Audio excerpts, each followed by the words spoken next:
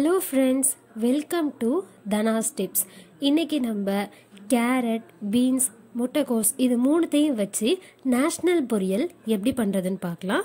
இந்த நேஷ்னல் பொரியல் செய்கிறதுக்கு தேவையான பொருட்கள்: கேரட் 2, பீன்ஸ் 100 கிராம், முட்டைக்கோஸ் 100 கிராம், கருவேப்பிலை சிறிதளவு, வெங்காயம் 2, தேங்காய் அரை மூடி, பச்சை மிளகாய் 1, கடலைப்பருப்பு 50 கிராம், உப்பு தேவையான அளவு, கடுகு 1 ஸ்பூன், உளுத்தம்பருப்பு 1 ஸ்பூன், எண்ணெய் 3 ஸ்பூன்.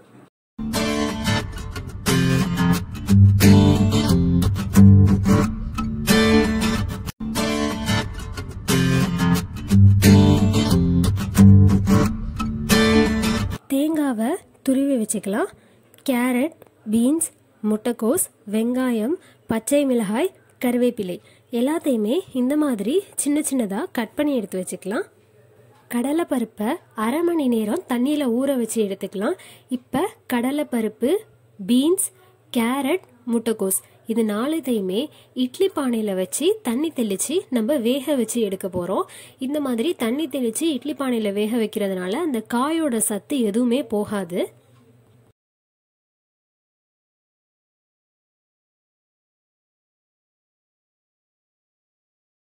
காயெல்லாம் இட்லி பானையில் வச்சதுக்கப்புறம் இந்த மாதிரி தண்ணி லேசாக தெளித்து விட்டு வேக வச்சு எடுத்துக்கலாம்.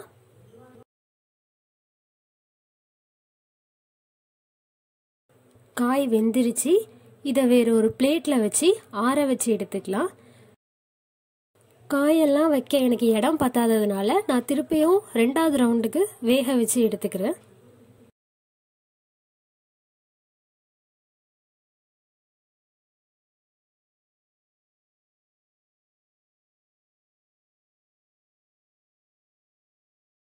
இப்போ இந்த காயும் எனக்கு வெந்துருச்சு. அதே மாதிரி பிளேட்டில் வச்சு ஆற வச்சு எடுத்துக்கிறேன்.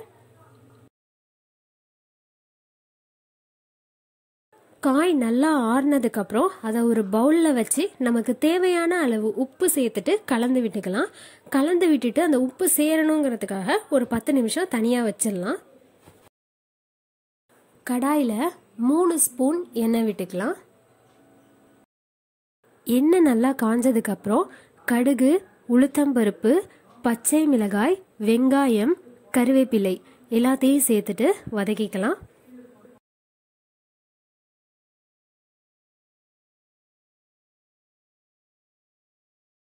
நம்ம உப்பு சேர்த்து தனியாக வச்ச காயை 10 நிமிஷத்துக்கு அப்புறம் பிழியணும். அப்படி பிழியும் போது தண்ணி வந்துச்சுன்னா அந்த தண்ணியை நம்ம குடிச்சிடலாம். அப்படி இல்லைன்னா நம்ம வீட்டில் சாம்பார் வைக்கும்போது அந்த சாம்பாரில் சேர்த்துக்கலாம்.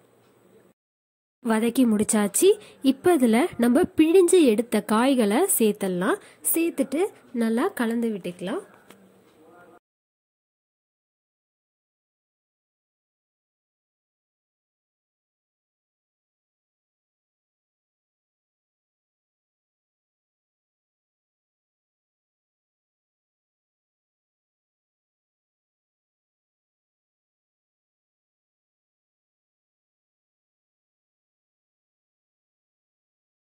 கலந்து விட்டு முடிச்சதுக்கப்புறம் தேங்காய் துருவல் சேர்த்துட்டு கிளறி விட்டுக்கலாம்.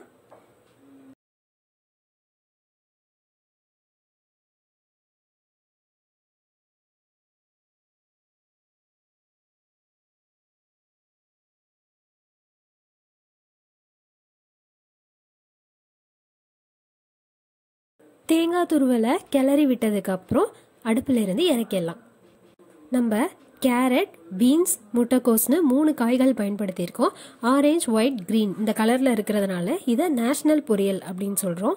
அதுவும் இல்லாமல் 3 காய்களை சேர்த்துருக்கிறதுனால இதோட சுவையும் ரொம்ப நல்லாயிருக்கும். ட்ரை பண்ணுங்கள். ட்ரை பண்ணிவிட்டு எப்படி இருக்குன்னு கமெண்ட் பண்ணுங்கள். சேனலுக்கு சப்ஸ்கிரைப் பண்ணுங்கள். தேங்க்யூ.